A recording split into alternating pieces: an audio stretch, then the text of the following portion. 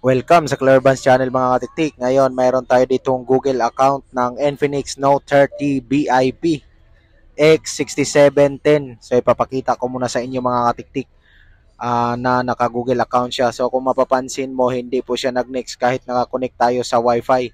So, ito mga katiktik is my SIM card po yan, nakahugot. So, kailangan natin isalpak yan para mag-next ito mga katiktik. Yan. So, next natin mga katiktik. Yan. Yun yung purpose dyan kung bakit may SIM card tayo dyan. Yan, mga katiktik, hintay-hintay lang tayo ng konti para makita nyo. Ayan, nanghihingi po siya ng Google account. So, yun po yung ibabypass natin. At wala po tayong gagamitin na PC. Talagang manual bypass po ito mga katiktik. Kaya mahalagang masundan nyo ito. So, pagdating natin dito mga katiktik, pupunta tayo dito sa nakakonect na wifi, yung QR code. Pindutin mo yung nearby at i-turn on ito at need help sharing. So take note mga katiktik, Android 13 po ang version nito ng Infinix Note 30 BIP. Android 13. So pindutin mo tong tatlong tuldok, share article, and then sinusubukan kong pindutin to mga katiktik yung parang ano niya, parang X-share. So bumabalik lang po siya dito. Kaya hindi po siya pwede na via X-share. So ang gagawin nyo na lang mga katiktik is pindutin mo yung message. Dinalawa ko pang subukan, ngunit ayaw talaga. Kaya itong messages yung pipindutin natin. So dito mga katiktik, type lang natin yung 911 and then i-erase natin to lahat. Tapos mag-type tayo dito ng www.youtube.com. So yun, yan po yung itatype natin dyan. Tapos para ma-send natin mga katiktik, sasaksak natin ulit yung SIM holder niya na may SIM card yan ito. So, antayin natin na ma-detect. Kaya nag-blue na po siya. Pwede na natin i-send. At kapag na-send na, open natin yung URL at pwede na natin i-eject yung SIM card na nilagay natin. Eject lang natin mga katiktik. Yan, ganyan lang para ma-disconnect. So, balik tayo dito. Settings, about, and then YouTube terms of service para makapasok tayo sa browser. At pagdating dito mga katiktik sa may browser, sa may address bar, yan, nothings lang natin yan. Dito sa address bar, itatype lang natin yung bnrom.net/bypass. So, ganyan lang. Kapag na-type nyo na yan mga katiktik, pindutin mo lang yung next or go kung ano mang meron dyan sa keyboard nyo.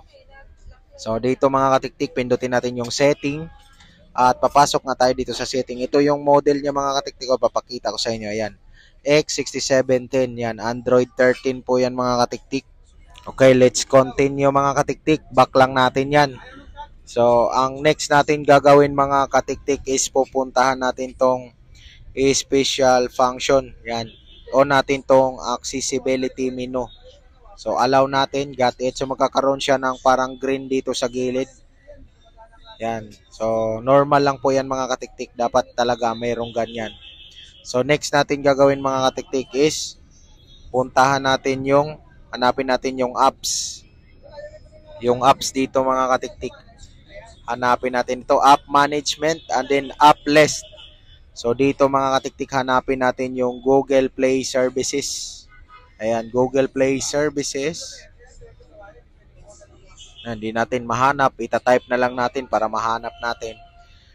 Try ko hinahanap yung ano mga katiktik, yung X-share. Try ko i-open, hindi pala X-share yan, X-club pala yan. Ayan, so hindi po siya pwede. Kaya hanapin na lang natin yung Google Play Services. Scroll lang natin mga katiktik. At kung tinamad tayo pag-scroll, siyempre itatype natin Google. Ayan, disable lang natin to Google Play Services yan, disable. Itong storage, clear cache natin mga katiktik. Tapos ibaback na natin or force stop natin mga katiktik yan.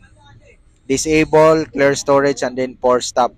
So pagkatapos nun mga katiktik is kailangan lang natin is i-restart ang ating phone or reboot or restart yan. Restart. And then hintayin na lang natin na magbukas ang ating phone. Yan. Pinapass forward ko po yan mga katiktik. Ayan. So pagkabukas ng iyong phone, next mo na lang. So make sure na nakakonect pa tayo sa ating wifi. Ayan. So, kung mapapansin mo, hindi siya kusang mag-next kahit nakakonect siya. So, kailangan natin isalpak yung SIM card para lumabas yung use mobile network. Yan, ito yon. So, pindutin natin to mga katiktik. Yan. So, importante ang ating SIM card mga katiktik. Yan. I-eject natin pagkatapos natin yon next niya. Pagkatapos natin mapindot yon, i-eject natin ulit yung SIM card. Ayan. So, pagdating dito na portion mga katiktik, medyo kailangan dito ng tricks kasi tingnan mo mga katiktik, just a few moments. So, hintayin lang natin yan mga katiktik. Mayroon diyang magpa-pop up at i-disable natin yon mga katiktik. So, wag ka lang mainip. So, sa akin mga katiktik, hindi naman siguro umabot ng 5 minutes ang paghihintay dyan. Medyo matagal lang, pero meron talaga mga katiktik 5 to 10 minutes siguro for sure. So, antayin natin na may lalabas diyan mga katiktik. Abangan nyo na lang mga katiktik kapag lumabas yon, kailangan natin i-disable yon. So, habang hindi pa lumabas, pindutin lang natin.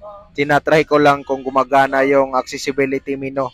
So, gumagana naman siya yan. Binaba ko ulit at nininext ko ulit. So, ganun pa rin siya, just a few moments. So, make sure mga katiktik na nakakonect tayo sa Wi-Fi, no? Huwag kalimutan yon. So, yun. Ito yung ibig kong sabihin na lalabas. Pindutin mo yung app info.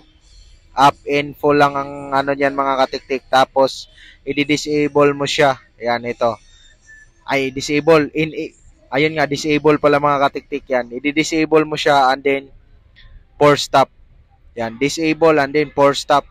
So, ang mangyari diyan pag na-disable mo na yun mga katiktik is tutuloy na sa ganyan. Pero hindi pa rin yan magtutuloy. Tingnan mo nangyari mga katiktik. Nagbi-blink siya, checking for updates. So, dapat ganyan. Normal na normal po yun. Each time na gamitin natin tong accessibility menu niya mga katiktik para ma-enable natin ulit ang Google Play Services. So, yun ang ibig kong sabihin na dapat talaga mapanood nyo yung buong video. So, kailangan dito mabilisan ang kamay mga katiktik para lumalabas yung settings. Ayan. At kapag lumabas yung settings, pindutin mo ito agad and then enable. Enable mo yung Google Play Service. So, panoorin mo mga katiktik, wala po itong cuts. Yan, hindi ko po kina-cuts tong video na to para makita nyo talaga. So, kailangan mo dito magtiyaga kasi nag-manual kay. Manual bypass ang tawag dito, kaya tiyagain mo mga katiktik. Yan, pindot lang. Kailangan kasi mabilisan na pagkapindot mga katiktik. Paglabas ng settings, mapindot mo agad at ma-enable mo agad.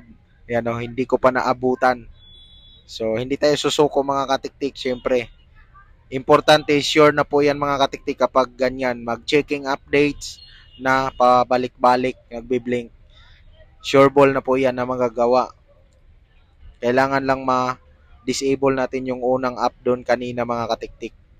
So, pindot-pindot lang tayo, maghintay lang kayo at mapipindot din natin yan sa tamang panahon, tamang tempo lang mga katiktik. Minsan mga katiktik, mabilis lang natin matsambahan yung kaya na-open agad natin yung settings yan. So, yun mga katiktik, nag-steady na siya, na-enable na natin yung Google Play Service. So, kapag na-enable na natin yan, is ibabak lang natin dito sa taas and then pindutin mo tong ayan, pipindutin pag lumabas yung assistant, pindutin mo lang siya mga tiktik sa space. Ayun, and then yun, nagne-next na po siya mga katiktik. Nagpo-proceed na po siya and then pag nakapasok ka na dito, mag-smile ka na mga katiktik dahil tapos na mai-bypass. Isi-set up na lang natin ang phone hanggang sa makarating tayo sa home screen. So, congratulations kung nasundan mo mga katiktik at naway mag-comment ka dyan sa baba. Libre lang magtanong mga katiktik at sana mag-comment ka kung nakarating ka hanggang dito. Maraming salamat sa panonood at naway mag-aabang ka pa sa mga susunod ko na video tutorial. At huwag kalimutan pala i-like ang video na to at syempre mag-subscribe. Ayan, ito nga po yung model niya. Pinapakita ko ulit sa inyo na ito ay Android 13 at ito ay Infinix Note 30 VIP. Ayan. Maraming salamat.